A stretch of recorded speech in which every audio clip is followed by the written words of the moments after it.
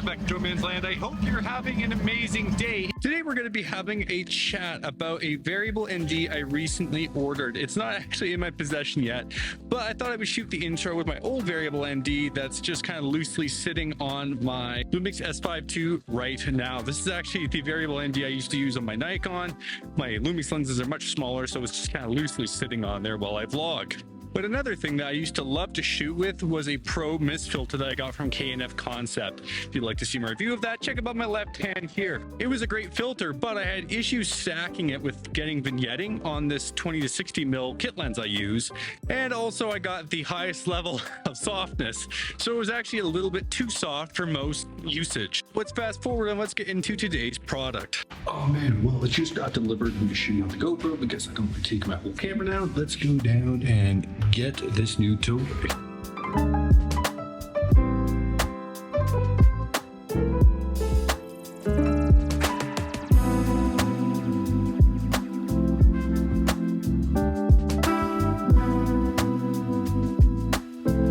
Well, now, of course, we will jump into today's product, which, as you saw, was the Neewer ND2-32 quarter mist filter. Yes, it is all built into one, as you guys can see. So here we are today at High Park. We are going to throw it on the camera, and we'll see whether or not we can see a difference. Right now, I'm shooting in full auto on the S5II, which, of course, means there is no 180 shutter, right? So there's probably not nearly as much motion blur as I want, which is definitely one of the main reasons you use an ND filter, is to try to keep your shutter double what your frame rate is. All right, now we are in the exact same spot. I am using it on max at ND32. The ISO is showing 250 and I've got my shutter right over 180, meaning that right now in 4K 24, it's shooting in 50 frames. One of the definitely the things I love the most about using my S5II is having shutter angle set. So that way then whenever I switch frame rates, it automatically stays double whatever that frame rate is. So as you guys can tell right now, everything is exposed perfectly. I'm shooting at an auto ISO of 125. So that's actually what I've done is I've set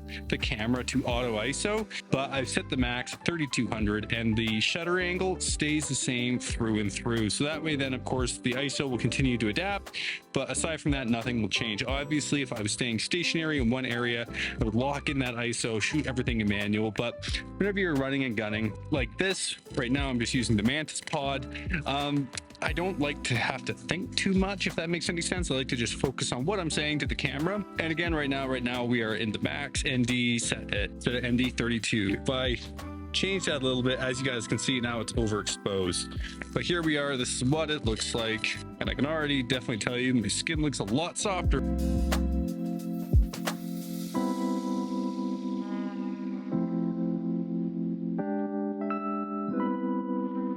So this is what the camera looks like with absolutely no ND put on it, straight out of camera. This is 20 mil on the 20 to 60, ISO 100, 4K 24.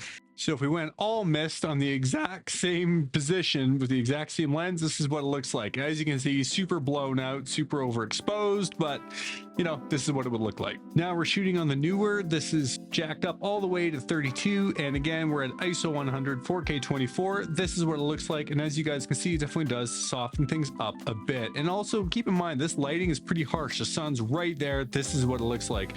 Now let's switch to a 50 mil prime lens and see what we can do completely wide open at 1.8 with the Lumix lens. All right, so this is what the 50 mil 1.8 wide open looks like without absolutely any ND filter put on it at all. Obviously super blown out. This is the lowest ISOs we can get. This is ISO 100. So even just putting a plain old ND on this would obviously help a lot.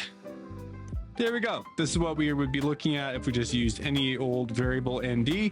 Now let's try compounding that a little bit by adding on a mist filter.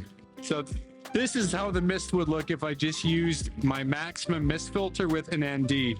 As you guys can see, obviously this is pretty soft. The K&F filter is great, but it definitely takes that look a step further. Now let's switch to the new Neewer. Okay, now we are using the Neewer, and as you guys can see, this definitely is a bit more of a dreamy look, but not to the point where the other one was. This is definitely something I'll be using a lot for my shoots coming up, especially during the daytime. But I'd love to hear from you in the comments below. What is your favorite all-in-one filter used for your camera and why? Maybe you guys have tried out some of the fancier ones. I don't know, but let's hear from you down below. Oh man, well, it was so much fun shooting with this filter today. I mean, first things first, let's just talk a little bit about the price. Obviously in the last few years, there's been lots of different filter and lens manufacturers that have gotten to the all-in-one game. I mean, the first one that comes to my mind is the one that Peter McKinnon worked on with Polar Pro. Super great all-in-one, but I mean, at this price, for someone that's not looking to break the bank, it's a little bit steep. This one I actually got 30% off, so it only cost me about $60 Canadian total to get it, and I got a 67mm, so it fit well on my camera. And yeah, overall I was very impressed with the results. I thought it was sharp enough but not too sharp, get a little bit of that mist effect. And honestly, going from ND2 all the way to 32, I mean, that's great. That gives you so much range. And also having this little toggle on the outside here, I go right there. Yeah, there we go. Really helped a lot. I really thought that was a nice little addition. They didn't have to include that, but it really helped with knowing where you had it set to. But with that, folks, I think we will wrap this video here. Hit that like button, subscribe to the channel, and remember to take beautiful photos every single day. Don't do it for the views, do it for yourself. And I look forward to seeing y'all in another one super duper soon. Woo.